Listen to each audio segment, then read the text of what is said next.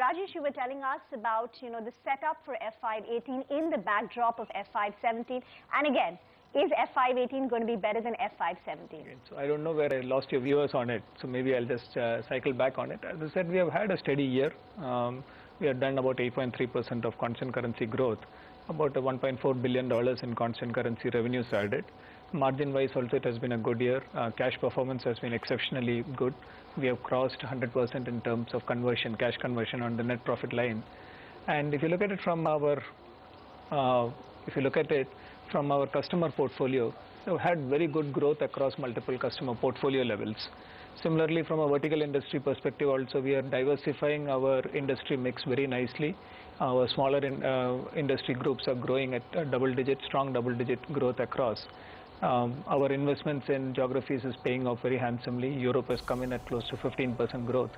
So all in all, structurally, we think that considering the environment that we are in, it has been a very good performance and sets us up for a good positive outlook for FY18.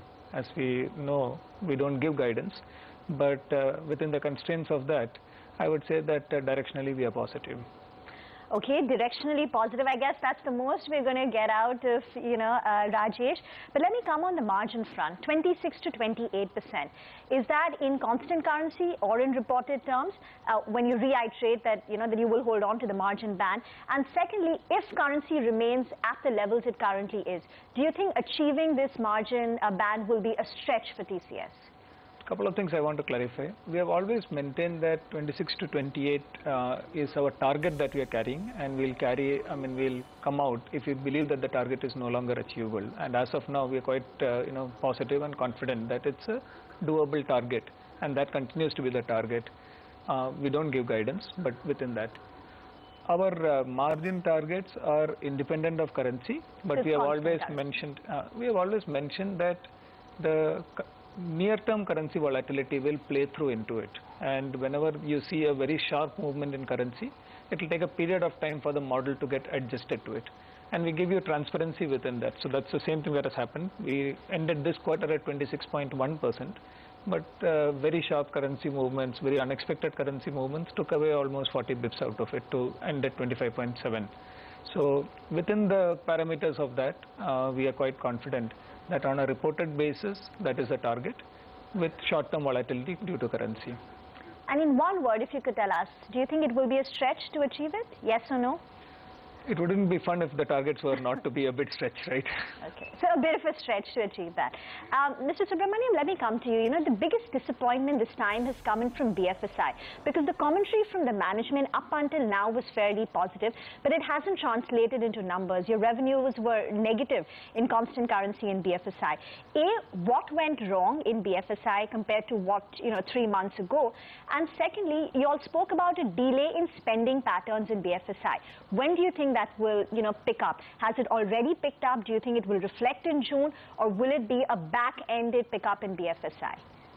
See, BFSI as a vertical for us has grown annually at about 7.6% in terms of constant currency. Right?